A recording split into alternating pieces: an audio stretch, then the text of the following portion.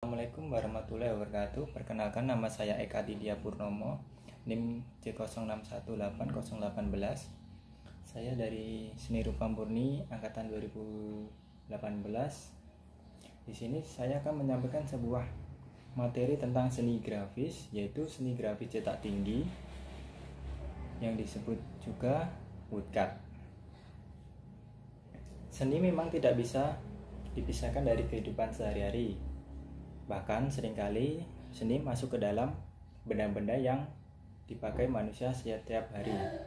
Misal saja, motif pada baju ternyata adalah bagian seni grafis.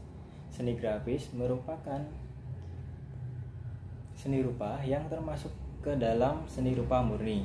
Seni rupa murni sendiri memiliki arti sebuah karya seni yang hanya bisa dinikmati nilai estetiknya. Tetapi pada saat ini terdapat pergeseran makna tentang masuk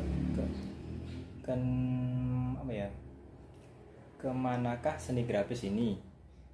Berikut pengertian seni grafis dan pergeseran fungsi seni yang menjadi seni rupa terapan. Pengertian seni grafis secara etimologi, kata grafis berasal dari kata grafik bahasa Inggrisnya, yang berarti membuat gambar atau tulisan maupun lukisan dengan cara ditorehkan atau dituliskan. Sedangkan seni adalah hasil karya yang mengandung nilai estetika. Seni grafis sendiri sering disebut sebagai seni rupa, tetapi pada saat ini seni grafis juga sering diidentikan dengan desain grafis, terutama karena perkembangannya, kebutuhan akan desain grafis dan teknologi yang mendukung, sehingga seni grafis mulai bergeser dari seni rupa murni menjadi seni rupa terapan. Sejarah seni rupa grafis: jika biasanya seni rupa berasal dari peradaban Eropa, maka seni grafis berasal dari daratan Asia. Tepatnya berasal dari daratan Cina sejak ditemukannya kertas. Sudah umum diketahui bahwa yang pertama kali menemukan kertas adalah bangsa Tiongkok pada dinasti Ying tahun 105 Masehi. Pada awalnya seni grafis digunakan untuk memperbanyak tulisan-tulisan keagamannya. Biasanya naskah-naskah agama itu diukir dari kayu atau kertas. Dan tidak hanya Cina, naskah yang memiliki seni grafis dan diukir di atas kayu hanya disebut juga ditemukan di Jepang dan Korea. Biasanya naskah-naskah ini memiliki karakteristik yang kuat seperti mengandung kultur, kebudayaan kuno, dan tahan lama. Kontribusi Cina dan perkembangan seni grafis di dunia barat sangat besar. Berkat penemuan kertas dan teknik woodblock yang mereka kembangkan, tapi belum menemukan teknik blok, ada beberapa fase lagi, dari mulai fase mengukir di atas batu sampai ke penemuan kertas. Pada tahun 1165 Masehi, penganut Konfusius klasik selalu menuliskan naskah-naskah keagamannya dengan cara mengukir kayu di atas batu untuk menjamin usia dokumen agar tahan lama. Pengukiran di atas batu juga dianggap sebagai cara yang akurat dan penyimpanan dokumen. Tapi karena buku batu ini sangat berat dan memakan banyak tempat untuk menyimpannya, maka mulailah mereka menciptakan teknik woodblock printing dan mengadakan naskah-naskah keagamannya. Teknik ini diduga mulai digunakan pada abad ke-6 hingga akhir abad ke-9.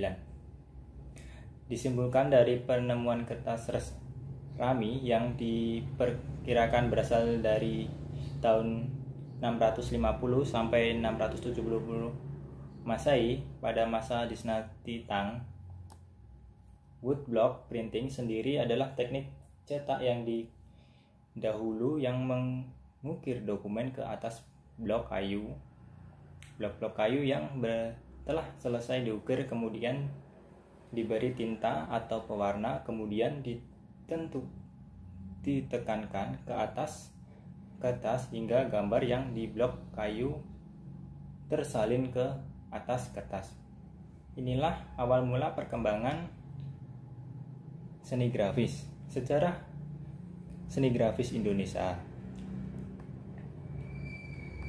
Sama seperti cabang seni lainnya, seni grafis mulai berkembang di Indonesia sejak kolonialisme mulai masuk menjajah Indonesia. Tapi yang paling berperan adalah kolonialisme Belanda.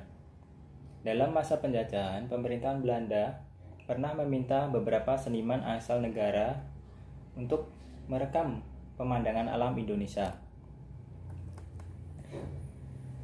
Semua rekaman yang tentang keindahan landscape Indonesia dibuat dalam bentuk lukisan yang beraliran romantisme. Beberapa juga diletakkan dalam teknik wood engraving maupun litografi. Kegiatan mereka atau merekam eksotisme alam Indonesia inilah yang mengenalkan masyarakat Indonesia ke seni grafis.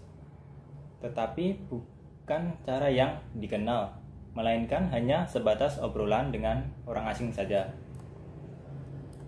Tetapi ketika seni grafis sudah dipelajari dan dikenal lebih jauh, keberadaan di Indonesia hanya dianggap sebagai seni kelas 2. Seni grafis sering dikali dianggap sebagai seni hanya mendampingi seni lainnya, misalnya sebagai keterangan dalam pameran lukis dan sebagainya. Baru-baru ini di sekitar tahun 1970 sampai 1980 ada beberapa pameran seni grafis tunggal, di mana seni grafis ini tidak lagi dipamerkan dalam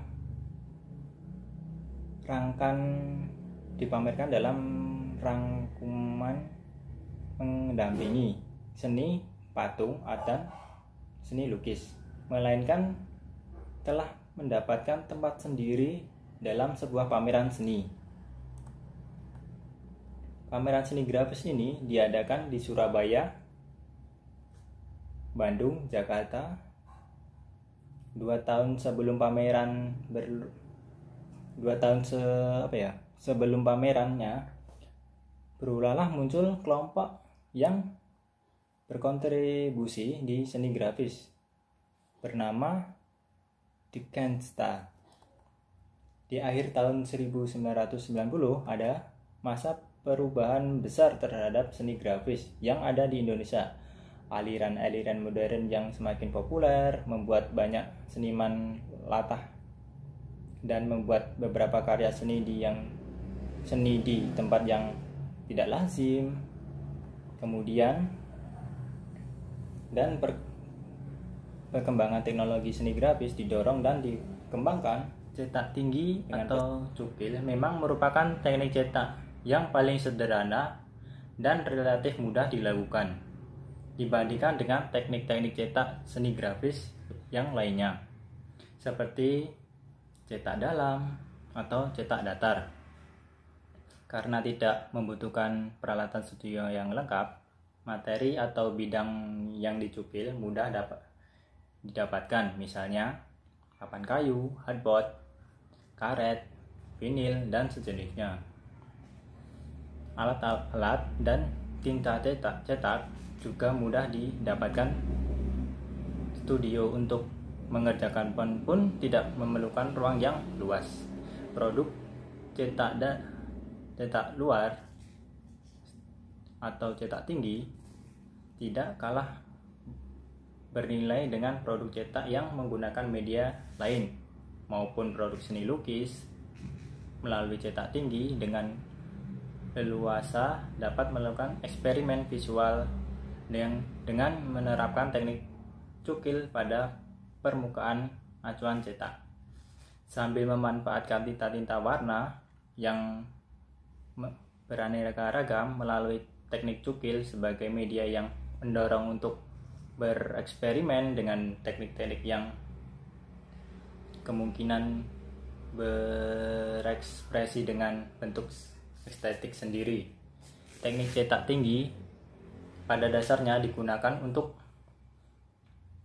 memproduksi sebuah gambar dengan citra yang sama dengan jumlah yang banyak. Cetak tinggi atau relief adalah salah satu dari beberapa macam teknik cetak yang memiliki acuan permukaan timbul atau meninggi. Di mana permukaan timbul disebut juga berfungsi sebagai penghantar tinta.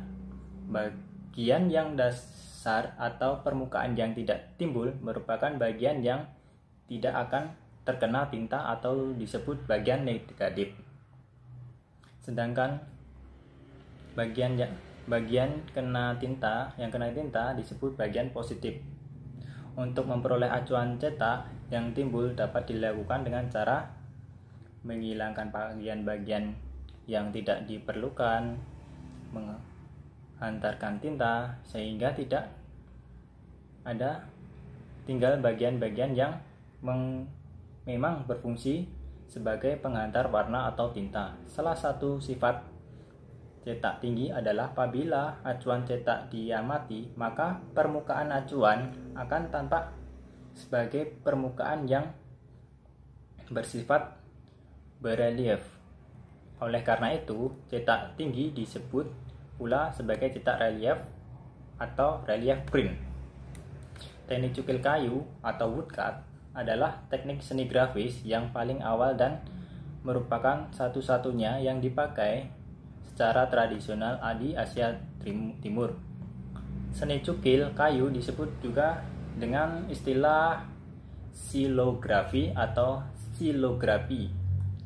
Teknik cetak tinggi atau cukil ini menghasilkan gambar maupun tulisan melalui proses percetakan dengan menggunakan permukaan lembar kayu, linoleum, hardboard atau karet vinil yang dipahat atau dicukil sebagai acuan cetak atau plat. Bagian yang bukan merupakan gambar atau tidak dicetak selanjutnya dicukil, sedangkan bagian gambar atau yang tidak dicukil akan tetap sejajar dengan permukaan plat. Kemudian plat tersebut dibuat atau dibubuhi cat atau warna. Setelah itu plat itu dicetak ke kertas dengan digosok dengan bantuan sendok ataupun alat press. Apabila ingin menggunakan kombinasi beberapa warna, maka kita harus menggunakan acuan cetak atau plat yang berbeda bagi setiap warna yang digunakan. Prinsip kerjanya adalah mendapatkan bagian positif dan negatif. Bagian negatif yang dihasilkan oleh cukilan tidak dikenakan warna. Bagian-bagian positif yang tidak dicukil terkena warna. Bagian yang timbul akan diberi tinta dengan menggunakan roll, kemudian dicetak ke permukaan bidang cetak. Teknik cetak ini bertolak belakang dengan teknik cetak intaglio atau etsa, yang justru bagian yang tergores menampung tinta yang kemudian dicetak pada kertas. Perbedaan dengan teknik cetak lainnya, cetak tinggi ini memiliki kesederhanaan dalam peralatan, tidak membutuhkan teknologi yang canggih. Seniman dapat lebih ekspresif dalam menghasilkan karya seni grafis. Lagi pula, ada beberapa nilai estetika yang tidak dapat diperoleh dengan menggunakan teknologi yang canggih.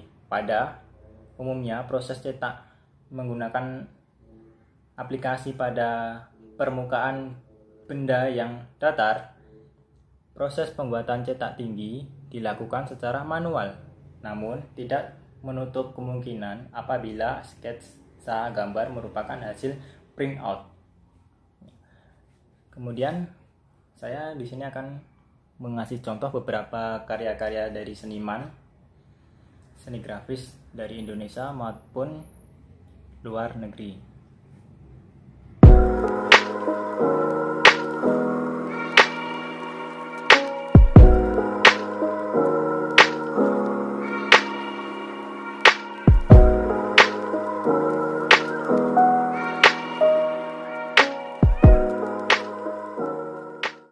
Itu tadi contoh karya seni grafis dari seniman Indonesia dan luar negeri.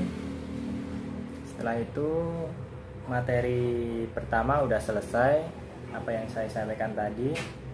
Lanjut besok video kedua, materi kedua yang akan saya jelaskan tentang bahan dan teknik atau cara pembuatan karya seni grafis